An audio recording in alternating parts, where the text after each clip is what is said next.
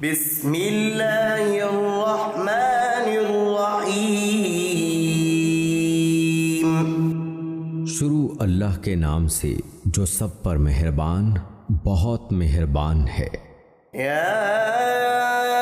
ایھا الناس اتقوا ربکم الذی خلقکم من نفس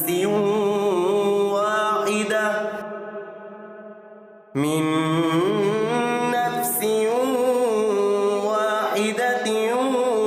وخلق منها زوجها وبث منهما رجالا كثيرا ونساء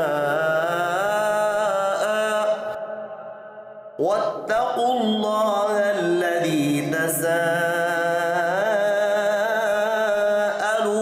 به والأرحام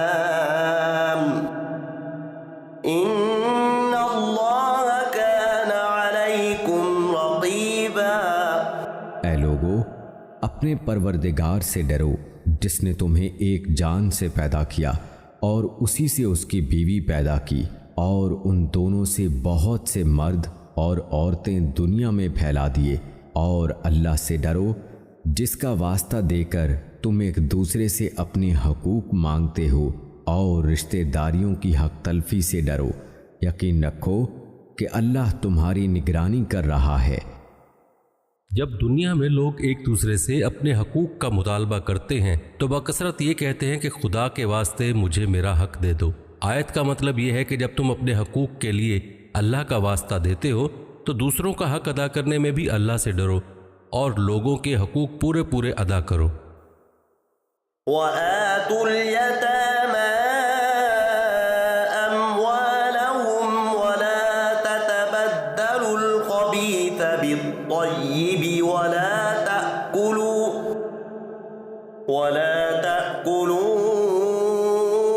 أَمْوَالَهُمْ إِلَى أَمْوَالِكُمْ إِنَّهُ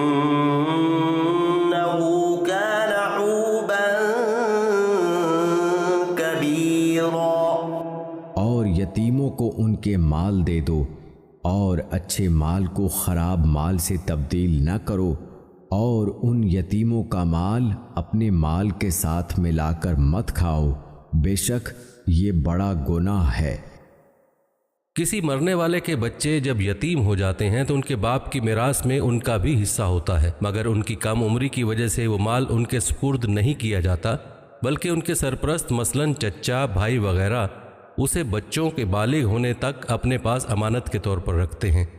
اس آیت میں ایسے سرپرستوں کو 3 ہدایتیں دی گئی ہیں۔ ایک یہ کہ جب بچے بالغ اور سمجھدار ہو جائیں تو ان کی امانت دیانتداری سے ان کے حوالے کر دو۔ دوسرے یہ کہ یہ بددیانتی نہ کرو کہ ان کو ان کے باپ کی طرف سے تو میراث میں اچھی قسم کا مال ملا تھا، مگر تم وہ مال خود رکھ کر گھٹیا قسم کی چیز اس کے بدلے میں دے دو۔ اور تیسرے ایسا نہ کرو کہ ان کے مال کو اپنے مال کے ساتھ گڈمڈ کر کے اس کا کچھ حصہ جان بوجھ کر یا بے پرواہی سے خود استعمال کر بیٹھو۔ وَإِنْ خِفْتُمْ أَلَّا تُقْسِطُوا فِي الْيَتَامَى فَانكِحُوا مَا طَابَ لَكُم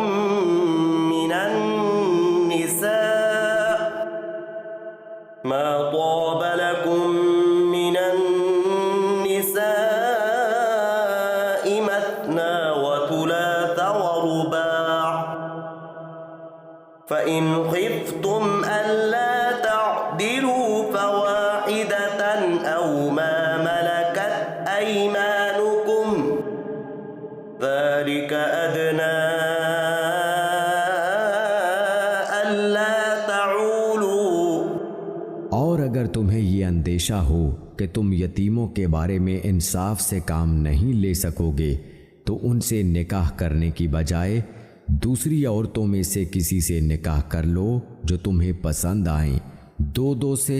3 سے اور 4 سے۔ ہاں اگر تمہیں یہ خطرہ ہو کہ تم ان بیویوں کے درمیان انصاف نہ کر سکو گے تو پھر ایک ہی بیوی پر اکتفا کرو، یا ان کنیزوں پر جو تمہاری ملکیت میں ہیں، اس طریقے میں اس بات کا زیادہ امکان ہے کہ تم بے انصافی میں مبتلا نہیں ہوگے۔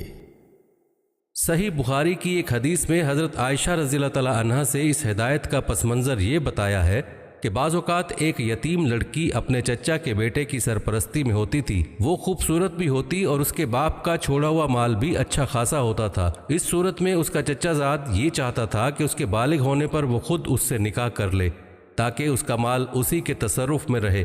لیکن نکاح میں وہ اس کو اتنا مہر نہیں دیتا تھا جتنا اس جیسی لڑکی کو دینا چاہیے۔ دوسری طرف اگر لڑکی زیادہ خوبصورت نہ ہوتی تو اس کے مال کے لالچ میں اس سے نکاح تو کر لیتا تھا، لیکن نہ صرف یہ کہ اس کا مہر کم رکھتا تھا بلکہ اس کے ساتھ ایک محبوب بیوی جیسا سلوک بھی نہیں کرتا تھا۔ اس آیت نے ایسے لوگوں کو یہ حکم دیا ہے کہ اگر تمہیں یتیم لڑکیوں کے ساتھ اس قسم کی بے انصافی کا اندیشہ ہو تو ان سے نکاح مت کرو، بلکہ دوسری عورتوں سے نکاح کرو جو اللہ نے تمہارے لیے حلال کی ہیں۔ جاہلیت کے زمانے میں بیویوں کی کوئی تعداد مقرر نہیں تھی۔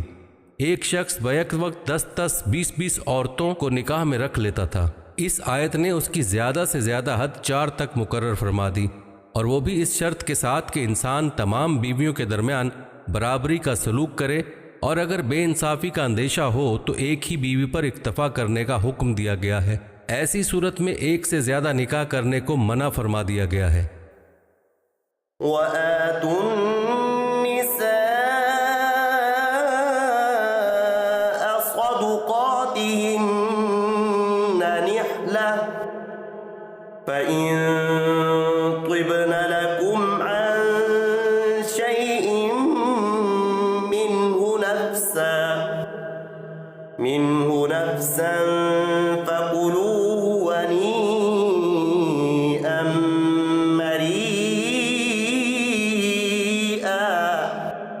اور عورتوں کو ان کے مہر خوشی سے دیا کرو، ہاں اگر وہ خود اس کا کچھ حصہ خوش دلی سے چھوڑ دیں تو اسے خوشگواری اور مزے سے کھا لو۔ وَلَا تُؤْتُوا السُّفَهَاءَ أَمْوَالَكُمُ الَّتِي جَعَلَ اللَّهُ لَكُمْ قِيَامًا وَارْزُقُوهُمْ فِيهَا وَاكْسُوهُمْ وَقُولُوا لَهُمْ قَوْلًا مَّعْرُوفًا۔ اور ناسمجھ یتیموں کو اپنے وہ مال حوالے نہ کرو جن کو اللہ نے تمہارے لیے زندگی کا سرمایہ بنایا ہے، ہاں ان کو ان میں سے کھلاؤ اور پہناؤ اور ان سے مناسب انداز میں بات کر لو۔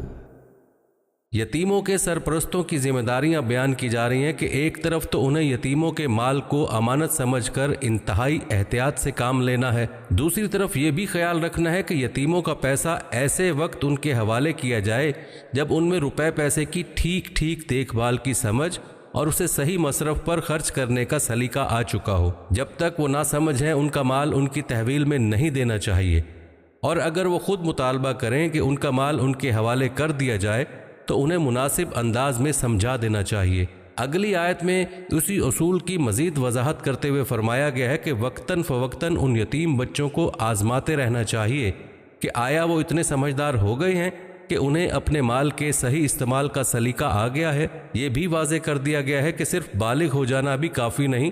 بلوغ کے بعد بھی اگر وہ سمجھدار نہ ہو پائے ہوں تو مال ان کے حوالے نہ کیا جائے، بلکہ جب یہ محسوس ہو جائے کہ ان میں سمجھ آ گئی ہے تب مال ان کے حوالے کیا جائے۔ وَابْتَلُوا الْيَتَامَى حَتَّى إِذَا بَلَغُوا النِّكَاحَ فَإِنْ آنَسْتُم مِّنْهُمْ رُشْدًا فَادْفَعُوا إِلَيْهِمْ أَمْوَالَهُمْ وَلَا تَأْكُلُوهَا إِسْرَافًا وَبِدَارًا أَن يَكْبَرُوا وَمَن كَانَ غَنِيًّا فَلْيَسْتَعْفِفْ وَمَن كَانَ فَقِيرًا فَلْيَأْكُلْ يأكل بالمعروف فإذا دفعتم إليهم أموالهم فأشهدوا عليهم وكفى بالله حسيبا۔ اور یتیموں کو جانچتے رہو یہاں تک کہ جب وہ نکاح کے لائق عمر کو پہنچ جائیں، تو اگر تم یہ محسوس کرو کہ ان میں سمجھداری آ چکی ہے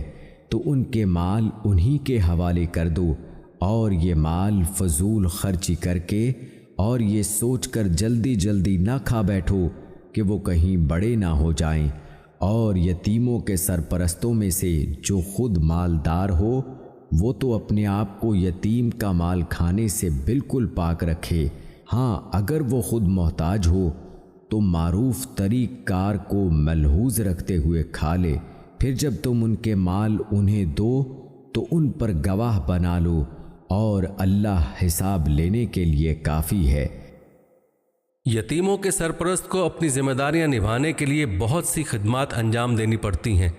عام حالات میں جب سرپرست خود کھاتا پیتا شخص ہو اس کے لیے ان خدمات کا کوئی معاوضہ لینا درست نہیں۔ یہ ایسا ہی ہے جیسے ایک باپ اپنی اولاد کی دیکھ بھال کرتا ہے، لیکن اگر وہ خود تنگ دست ہے اور یتیم کی ملکیت میں اچھا خاصا مال ہے تو اس کے لیے جائز ہے کہ وہ اپنا ضروری خرچ بھی یتیم کے مال سے لے لے، مگر پوری احتیاط سے اتنا ہی لے جتنا عرف اور رواج کے مطابق ضروری ہے، اس سے زیادہ لینا جائز نہیں ہے۔ للرجال نصيب مما ترك الوالدان والأقربون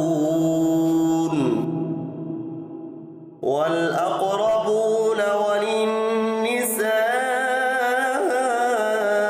نصيب مما ترك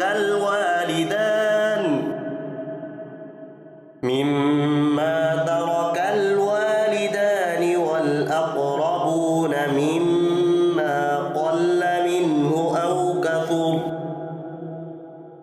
نصيبا مفروضا۔ مردوں کے لیے بھی اس مال میں حصہ ہے جو والدین اور قریب ترین رشتہ داروں نے چھوڑا ہو،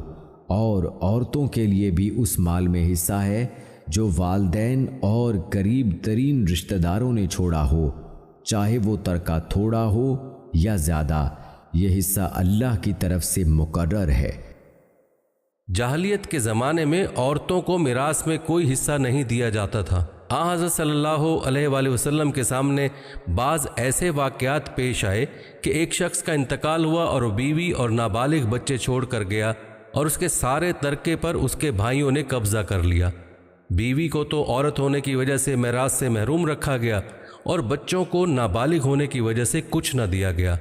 اس موقع پر یہ آیت نازل ہوئی جس میں واضح کر دیا گیا کہ عورتوں کو میراث سے محروم نہیں رکھا جا سکتا۔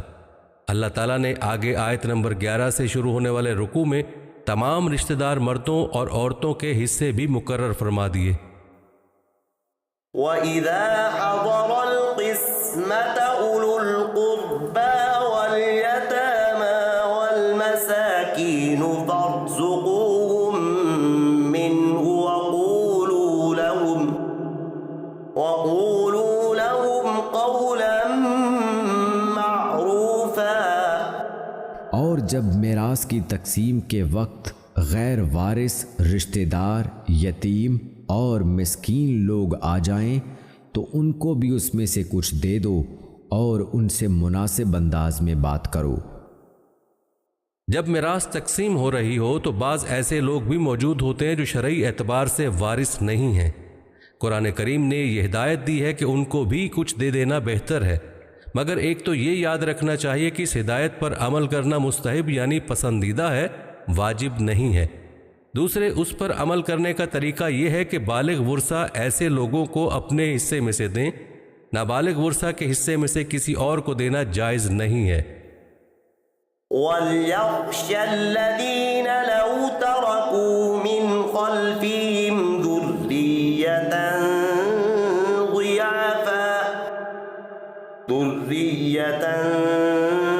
ضِعَافًا خَافُوا عَلَيْهِمْ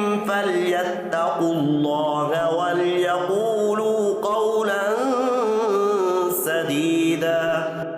اور وہ لوگ یتیموں کے مال میں خرد برد کرنے سے ڈریں جو اگر اپنے پیچھے کمزور بچے چھوڑ کر جائیں تو ان کی طرف سے فکر مند رہیں گے، لہٰذا وہ اللہ سے ڈریں اور سیدھی سیدھی بات کہا کریں۔ یعنی جس طرح تمہیں اپنے بچوں کی فکر ہوتی ہے کہ ہمارے مرنے کے بعد ان کا کیا ہوگا، اسی طرح دوسروں کے بچوں کی بھی فکر کرو اور یتیموں کے مال میں خرد برد کرنے سے ڈرو۔ ان الذين يأكلون اموال اليتامى ظلما